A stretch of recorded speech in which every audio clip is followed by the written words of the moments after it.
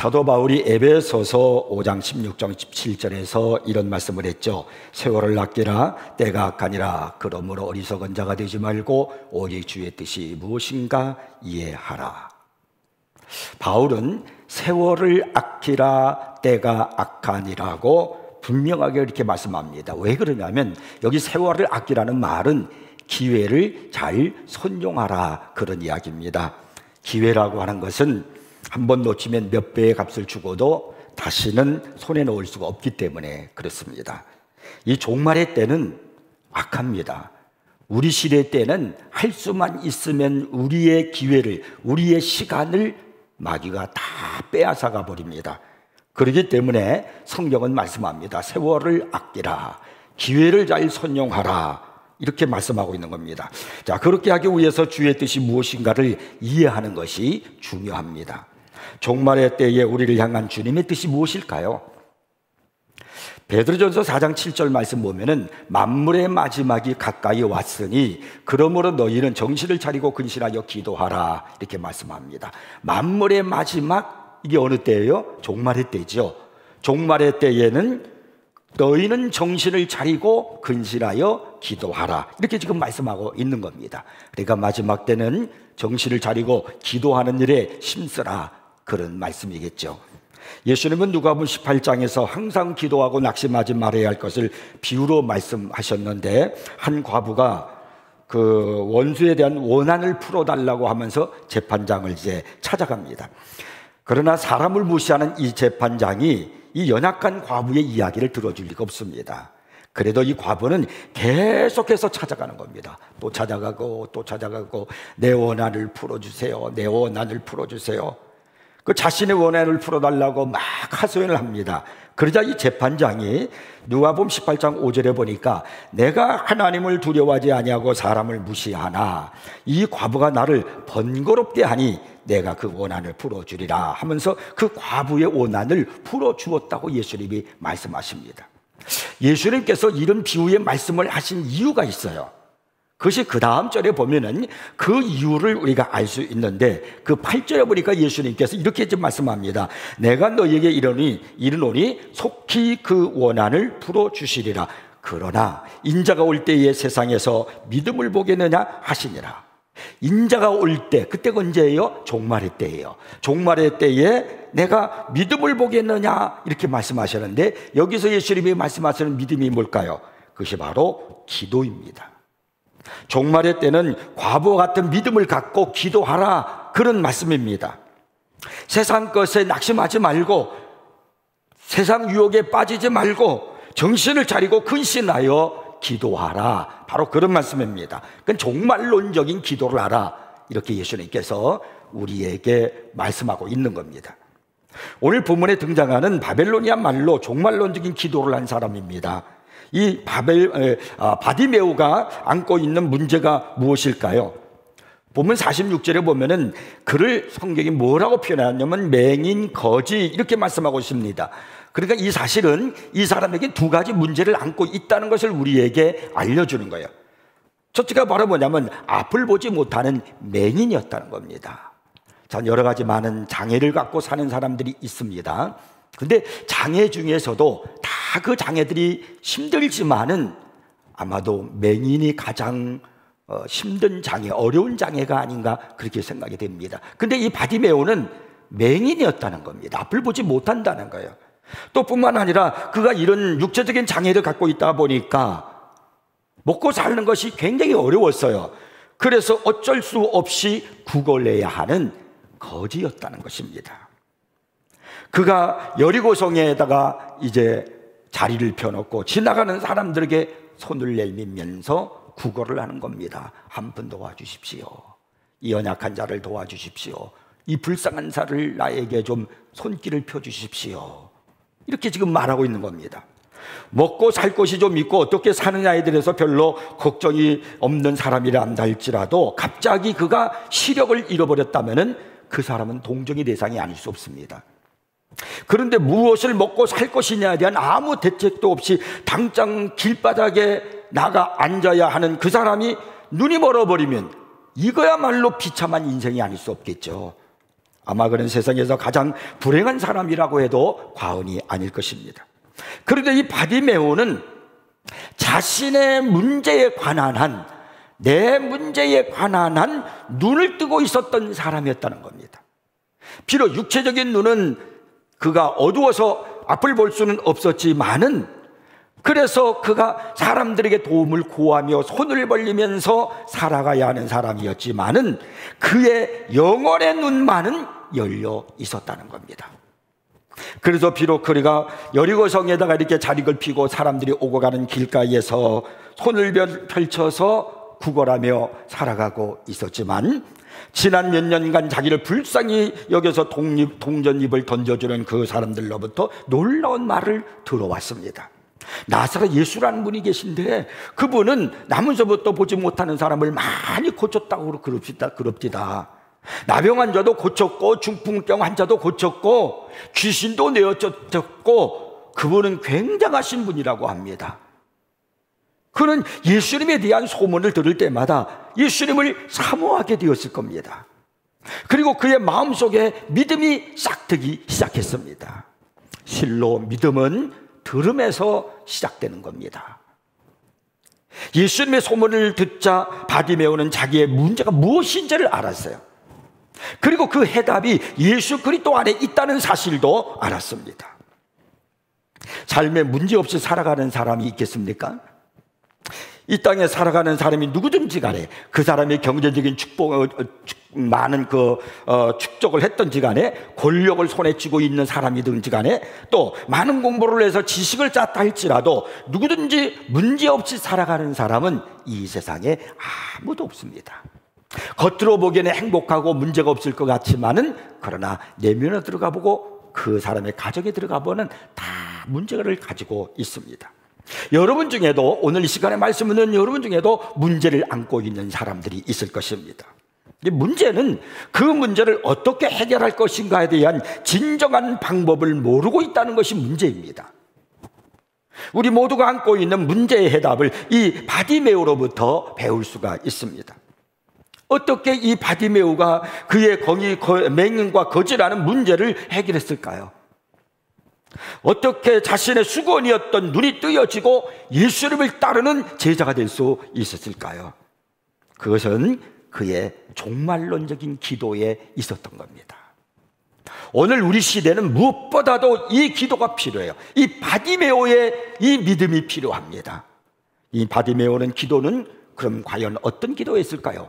오늘 성경에서 우리에게 가르쳐주는 바디메오의 기도, 그것은 무엇이었을까요? 첫째가 영혼을 쏟는 기도였습니다. 자, 46절을 한번 보겠습니다. 그들이 여리고에 이르렀더니 예수께서 제자들과 허다한 무리와 함께 여리고에서 나가실 때에 디모의 아들인 맹인 거지 바디메오가 길가에 앉았다가, 여기 성경 본문을 보면 이렇게 시작을 하고 있죠. 예수께서 여리고에 이르렀다는 거예요. 그들이 여리고에 이르렀다니, 예수님께서 여리고에 이르렀다가 또 여리고에서 나가실 때에, 그러니까 예수님은 여리고로 들어오셨다가 여리고로 통과해서 나가시는 말씀을 우리에게 지금 보여주고 있는 겁니다. 지금 예수님은 여리고로 나가셔서 어디로 가시는 것입니까? 예루살렘으로 가시는 것입니다. 이제 주님은 당신이 이 세상에 오신 목적을 이루기 위해서 예루살렘에 올라가셔서 그곳에서 십자가에서 죽으실 것입니다. 그러므로 바디메오는 예수님을 다시는 볼 수가 없습니다. 이제 예수님께서 지나가시면 다시는 예수님을 만날 수 있는 기회가 없습니다. 그래서 바디메오의 입장에서 보면은 종말론적인 순간인 겁니다. 바디메오가 여리고 북문 바깥에 자리를 펴고 앉아서 구걸하고 있는데 뭔가 이상한 분위기를 느끼는 거예요. 눈이 먼 대신 청각은 예민했겠죠.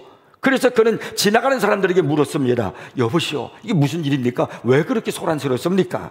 그래서 사람들이 말합니다. 나사렛 예수가 지나가고 있어. 이때 이 바디메오는 깜짝 놀랐을 것입니다. 예수? 그 이름을 듣자마자 제정신이 아니었을 것입니다. 그래서 그는요, 갑자기 발작하는 사람처럼 소리를 지르는 겁니다. 그것이 47절에 나타나 있습니다. 나사렛 예수시란 말을 듣고 소리 질러 이르되, 자, 바디메오가 소리를 질렀다고 하는데 어떻게 질렀을까요? 목소리 큰 사람이 이긴다고 하듯이 고래고래 소리를 질렀을까요? 혹시 예수님께서 못 들으실까 봐 아우성을 쳤을까요? 물론 그런 의미도 있을 것입니다. 근데 여기 소리를 지른다는 말의 원문을 보면은 크라제인이라는 그런 말이에요. 이 뜻이 바로 뭐냐면 물에 빠진 사람이 지르는 외마디의 비명과도 같은 것, 그것을 의미하는 겁니다. 사람이 물에 빠져서 죽어가고 있습니다. 지금 자기를 살려달라고 외쳐야 되는 겁니다. 바로 그때 외치는 그 소리, 그것이 크라제인이라는 거예요. 지금 바디메오가 그런 식의 소리를 지르고 있다는 겁니다. 그러니까 이 바디메오의 소리는 폐부로부터 나오는 소리입니다. 영혼을 쏟아내는 소리입니다. 이 기도가 종말론적인 기도입니다. 갈멜산 꼭대기에서 땅에 무릎을 꿇고 엎드려 그의 머리를 무릎 사이에 놓고서 비를 달라고 기도했던 그 엘리야의 기도가 영혼을 쏟는 기도입니다. 죽고 살지 못하리라는 말을 듣고 얼굴을 벽으로 향하고 전심으로 통곡하며 기도했던 히스기야의 기도가 영혼을 쏟는 기도입니다.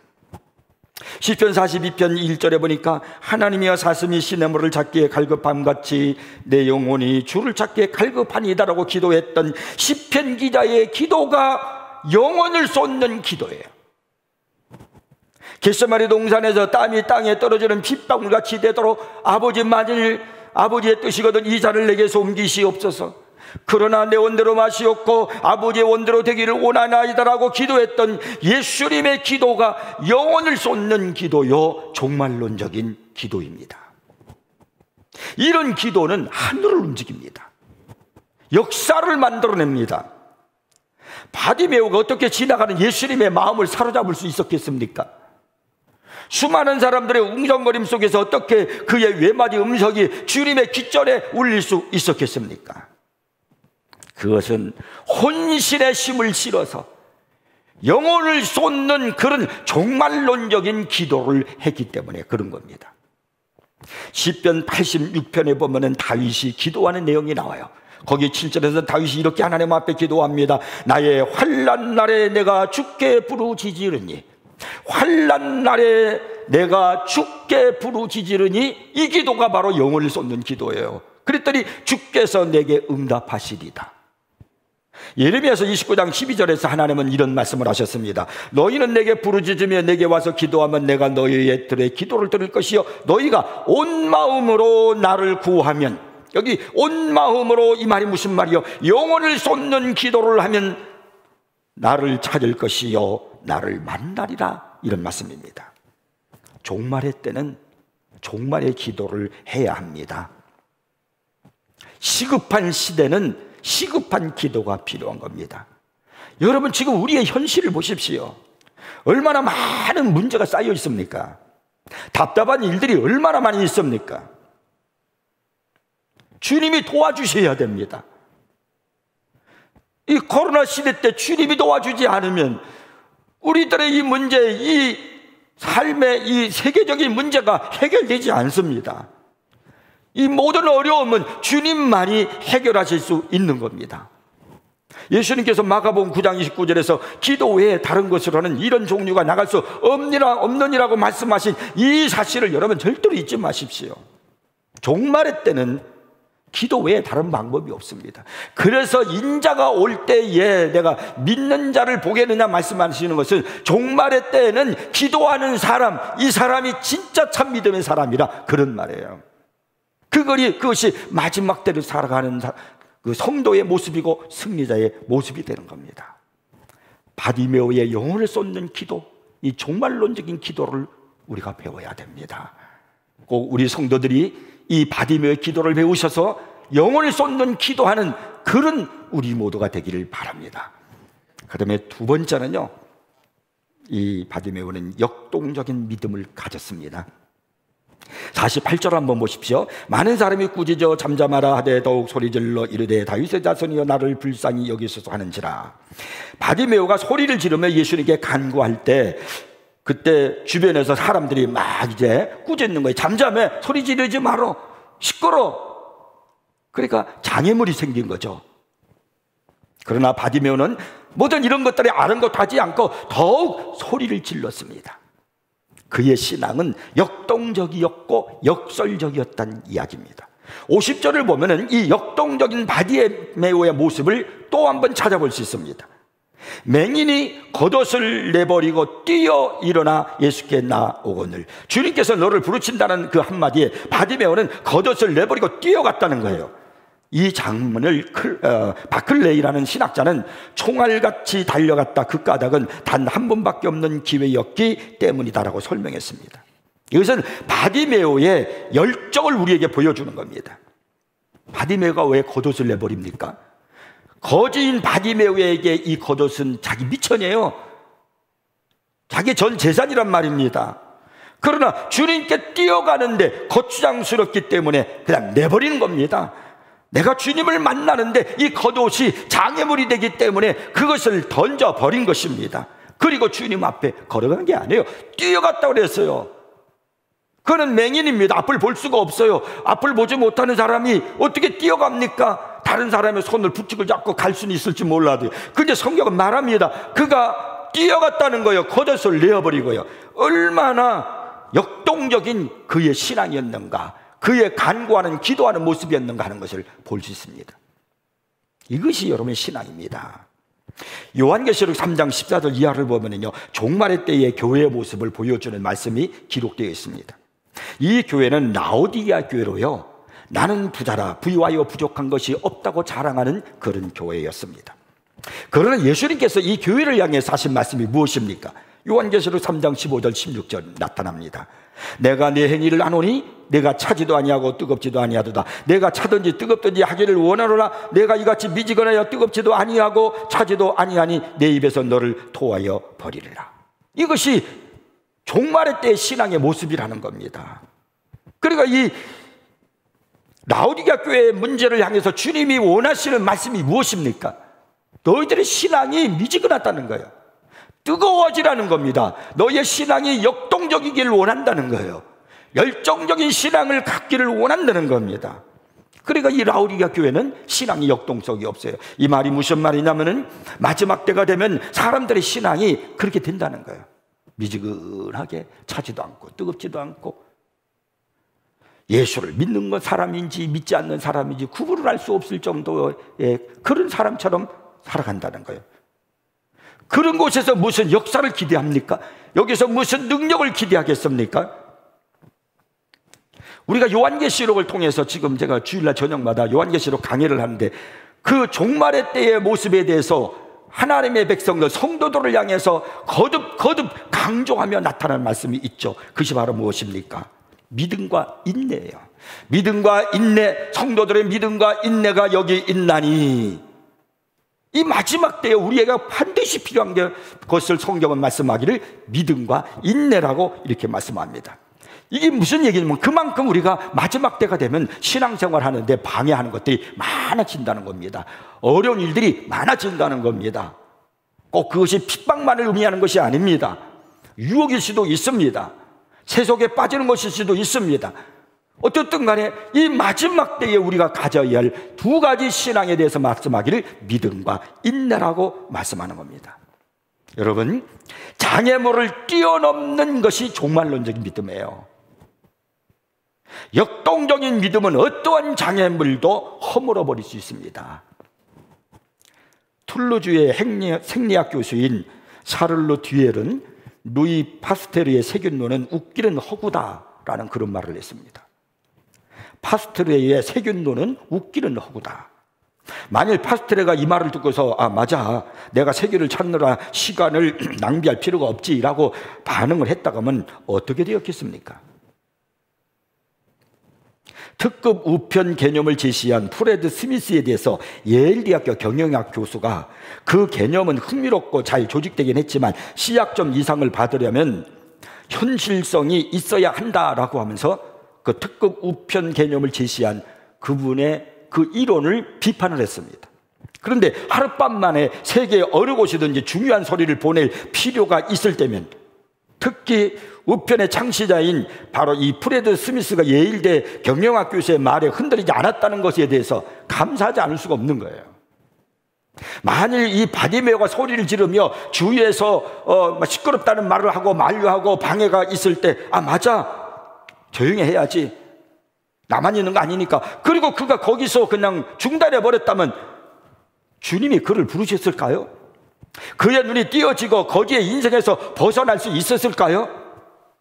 여러분, 이 마지막 때는 장애물이 참 많습니다. 여러분, 주님을 섬기는데 내가 열정적으로 주님을 섬기고자 하는데 많은 장애물들이 있습니다. 그러므로 역동적인 신앙을 가지지 않으면 이 장애물을 무너뜨릴 수가 없는 겁니다. 19세기 초에 태어난 헝가리 의사 제메일 바이스가 있었습니다. 제메일 바이스는 3살 때 어머니를 여의었습니다. 그녀는 5째 아들을 낳다가 산옥열로 죽었다고 합니다. 어려서 어머니를 잃은 불행 때문에 제메일 바이스는 해산시 여성의 사망률이 터무니없이 높은 현상에 민감하게 반응을 했습니다. 다른 이들은 20명에 1명꼴로 산모가 산옥열로 사망하는 것을 정상적인 사실로 이렇게 받아들였지만은 제메일 바이스는 그것은 도무지 용납할 수가 없었습니다. 그가 혼신의 힘을 다해서 임상 연구를 한 결과는 오늘날 우리가 당연시하는 결과가 나온 겁니다. 의사들이 이 환자에서 저 환자로 옮겨갈 때, 그러면서 이렇게 회전을 할 때 손에 치명적인 전염 물질을 묻히고 다닐 확률이 가장 높다는 것입니다. 그래서 이 제메일 바이스는 환자를 진찰하기 전후에 강력한 용액으로 반드시 손을 씻는 것이 질병 확산을 막는 길이다라는 그런 결론을 내렸습니다. 그의 결론은 옳았습니다. 그래서 그가 돌보던 병동에서는요, 짧은 시일 내에 산모의 사망률이 25%에서 2% 이하로 떨어졌습니다. 그런데 충격적인 사실은 의료 공동체에 속한 다른 이들이 이 제메일 바이스의 발견을 받아들이지 않기로 했다는 점입니다. 과학적 객관성을 충분히 갖추었음에도 불구하고 그들의 마음은 새로운 가능성에 대해서 닫혀 있었습니다. 우리는 항상 이런 식으로 지금까지 해왔어 라는 그런 고정관념에 사로잡혀 있었습니다.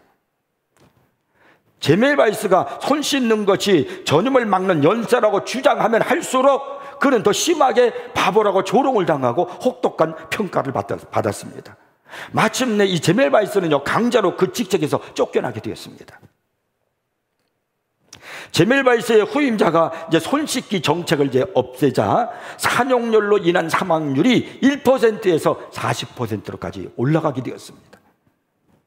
제메일 바이스는 의료 공동체가 자신의 주장을 거부한 데 대해서 비통한 심정을 품은 채 일찍 죽었습니다.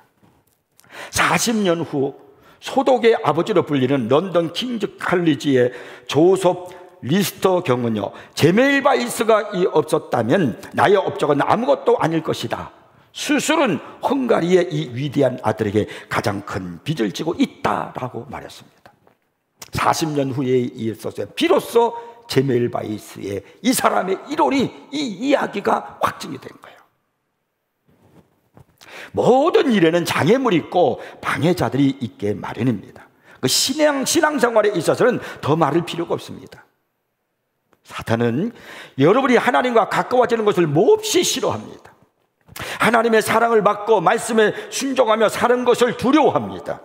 그래서 갖가지 방법으로 여러분이 주님께 가까이 가는 것을 방해합니다. 그러나 역동적인 믿음의 사람은 그 장애물을 두려워하지 않습니다. 아니, 장애물을 뛰어넘습니다. 장애물을 허물어버립니다. 누가복음 11장에 보면은 밤중에 손님이 왔는데 대접할 것이 없어서 이웃집 친구에게 떡 3덩이를 빌려달라고 간청하는 말씀이 있습니다. 근데 그 이웃은 나는 이미 자리에 누웠으니 그만 돌아가라 하고 거절을 합니다. 장애물이 생긴 겁니다. 그러나 그 사람은 그 자리를 떠나지 않고 계속 문을 두드립니다. 그 다음에 무슨 일이 일어났습니까? 주님의 말씀을 들어보십시오. 누가복음 11장 8절입니다. 내가 너에게 말하노니 비록 벗됨으로 인하여는 일어나서 주지 아니할지라도 그 간청함을 인하여 일어나 그 요구대로 주리라. 친구를 대접하고 싶어서, 자기 집에 밤중에 온 그 사람을 대접하고 싶어서 친구 집에 찾아가서 떡 3덩이를 빌리려고 했더만 친구가 거절을 했어요. 그러나 이 사람은 간청함으로, 계속 문을 두드리고 도와달라는 간청함으로 그의 장애물을 허물었다는 겁니다. 바디메오의 역동적인 기도가, 주변 사람들이 뭐라고 그래도 듣지 아니하고 열정적으로 역동적으로 주님을 향해서 계속 부르짖는 그 기도가 바로 예수님의 발걸음을 멈추게 했고, 자신의 눈이 열려보게 된 것처럼 여러분들도요, 오늘 이 시간, 이 시대는요, 이런 기도를 해야 돼요. 이런 신앙생활을 해야 됩니다. 쉽게 포기하지 마십시오. 역동적인 신앙, 역동적인 기도를 갖고 신앙생활 하시길 바랍니다. 이것이 바로 종말론적인 기도예요. 어느 랍비를 찾아갔던 한 박식한 사람의 이야기가 있습니다. 그는 결코 나이가 어리지는 않았지만 살아오는 동안 한 번도 랍비를 찾아가 본 적이 없었습니다. 그 랍비가 물었습니다. 평생 무엇을 했는가? 그랬더니 이분이 말하기를, 이 박식한 사람 말하기를, 탈무드 전체를 3번 훑었습니다. 탈무드는 굉장히 방대하거든요. 그 전체를 훑었습니다. 이게 당당하게 이 박식한 사람이 대답했습니다. 그러자 그 랍비가 하는 말이, 그래? 하지만 탈무드가 자네를 훑고 지나간 건 몇 번이나 되나? 하고 물었답니다. 여러분, 성경을 얼마나 많이 읽었느냐, 신앙생활을 얼마나 오래 했느냐보다 더 중요한 것이 있습니다. 성경 말씀대로 내가 얼마나 순종하며 살아갔느냐 하는 것이 중요한 겁니다. 아무리 많은 이야기를 듣고 주옥같은 성경적 지식을 갖고 있다 할지라도 순종하지 않으면 개에게 던진 진주에 불과한 겁니다. 기시미 이치루라고 하는 사람이 책을 하나 썼는데 그 책 제목이 참 재미있어요. 아무것도 하지 않으면 아무 일도 일어나지 않는다. 당연한 말이죠. 아무것도 하지 않으면 아무 일도 일어나지 않는다. 당연한 말인데 사실은 당연하지 않습니다. 바디메오의 이야기를 아무리 많이 들었어도 바디메오처럼 종말론적인 기도를 하지 않으면 나에게는 아무런 일도 일어나지 않습니다. 이제 바디메오처럼 종말론적인 기도를 해보십시오. 오늘도 살아서 하나님 우편에 계신 예수 그리스도께서 여러분의 삶을 조율해 주실 것입니다. 역동적인 믿음으로 주님께로 나아가지 못하게 하는 그 모든 장애물들, 내가 예배를 드리고 기도하고 주님 섬기는데 나를 가로막는 그 모든 장애물들을 허물어 버리십시오. 열정적인 믿음, 역동적인 믿음으로 그것을 무너뜨릴 수 있습니다. 그리고 여러분도 이제는 바디메오가 들었던 그 주님의 음성을 듣기를 바랍니다. 내게 무엇하여 주기를 원하느냐? 내게 무엇하여 주기를 원하느냐? 내 믿음이 너를 구원하였느니라. 이 은혜가, 이 응답이, 이 축복이 우리 모두에게 있기를 주 이름으로 축복합니다. 기도하겠습니다.